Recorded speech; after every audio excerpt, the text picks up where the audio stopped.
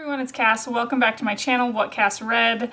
I've been purchasing a lot of different books over the course of October, November. Yeah, let's condense this into it's October and November books that I have purchased. Some of them I've already read and some of them I have not, so some of them are still on my TBR, but I thought I would share with you the kinds of books that I've been buying for the fall. Okay, the first set of books that I have hauled over October and November are right here. A little bit of a story time.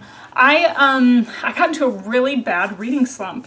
I had steadily been purchasing some books and trying to find different things to read to help me achieve my reading goal for this year, and I was stuck. So one day I ended up, just browsing through Barnes & Noble, just walking around. So I always swing down the fantasy aisle and see what is available. So this is Robin Hobb's Assassin's Apprentice. It says, young Fitz is the bastard son of the noble Prince Chivalry, raised in the shadow of the royal court by his father's gruff stableman.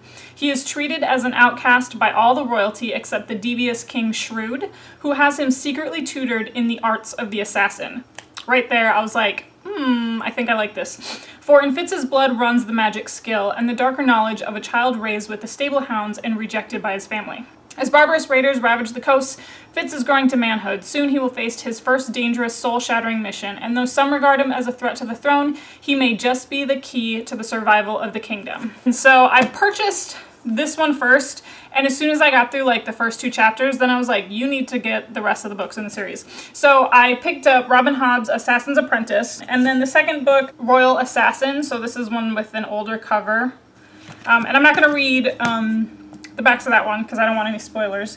And then the third book in the Farseer trilogy is Assassin's Quest. So we follow Fitz through these three books, and I have already read these and rated these on my Goodreads account, and I will go ahead and link that below. So these were the first three that I hauled for the fall. And then once I got done with that, I was hooked, I was invested in Robin Hobb, and it made me really excited to read again. I really credit Robin Hobb's trilogies for giving me something to look forward to for the year 2018. I said that 2018 will probably be my year of Robin Hobb. I purchased the second set of trilogies in her whole world. This is called the Live Ship Traders trilogy, and the first one is called Ship of Magic. Then the second book is called Mad Ship. And the third book is called Ship of Destiny. Bingtown is a hub of exotic trade and home to a merchant nobility famed for its live ships, rare vessels carved from wizard wood, which ripens magically into sentient awareness. Now the fortunes of one Bingtown's oldest families rest on the newly awakened ship Vivacia. For Althea Vestrit, the ship is her rightful legacy. For Althea's young nephew, wrenched from his religious studies and forced to serve aboard the ship, the Vivacia is a life sentence. But the fate of the ship and the Vestris may ultimately lie in the hands of an outsider, the ruthless buccaneer Captain Kennett, who plans to seize power over the pirate isles by capturing a live ship and bending it to its will. What makes me nervous, though, is out of the types of fantasy books that I read, I'm not particularly fond of, pirates. So it makes me nervous to begin this series. However, I was thinking, she just recently published more books that feature Fitz as the major character, and Fitz is the character that I first fell in love with. I began thinking about it, and I was like, you wouldn't start with Revenge of the Sith because you're not a monster. So don't jump ahead in the series when she wrote these and intended these to be read in a certain order.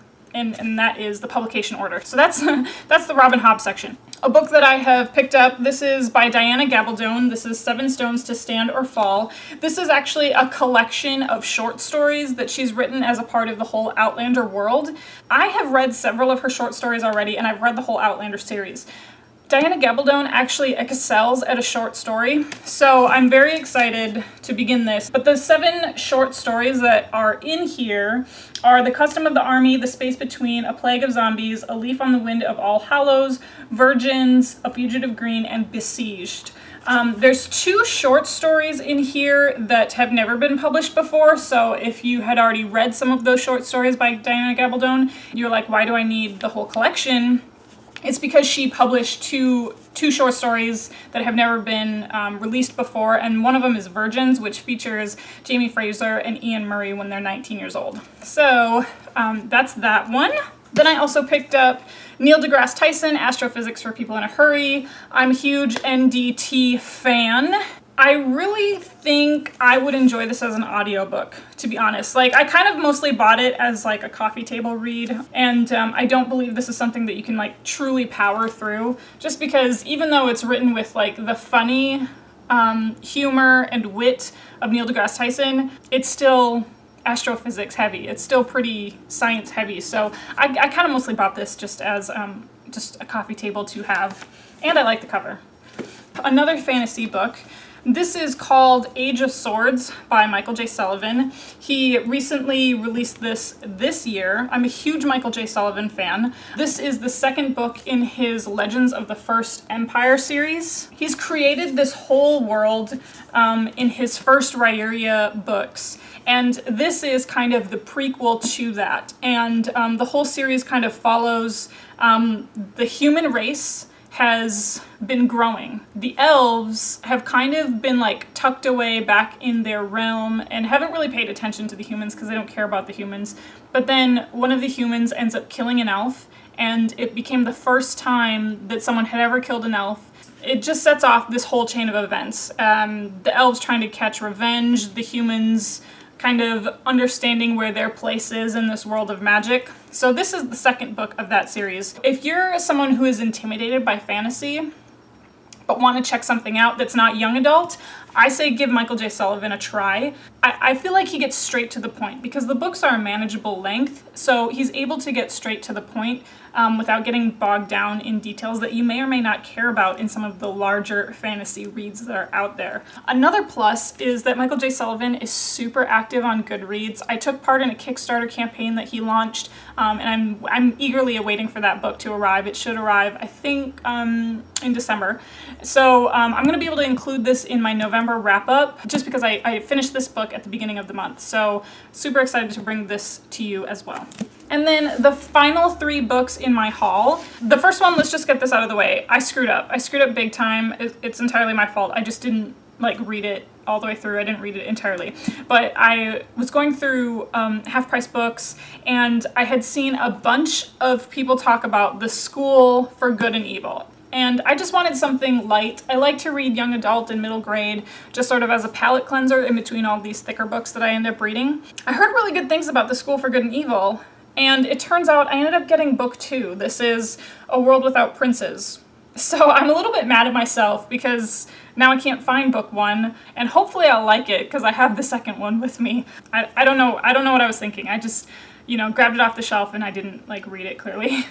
Then I ended up picking up The Woman in Cabin 10 by Ruth Ware, and this is the hardcover copy. So for those of you who don't know, in this tightly wound, enthralling story reminiscent of Agatha Christie's works, Lo Blacklock, a journalist who writes for a travel magazine, has just been given the assignment of a lifetime. A week on a luxury cruise with only a handful of cabins. The sky is clear, the water's calm, and the veneered select guests jovial as the exclusive cruise ship, the Aurora, begins her voyage in the picturesque North Sea.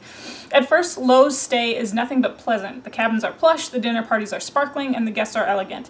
But as the week wears on, frigid winds whip the deck, gray skies fall, and Lo hears what she can only describe as a dark and terrifying nightmare, a woman being thrown overboard. The problem?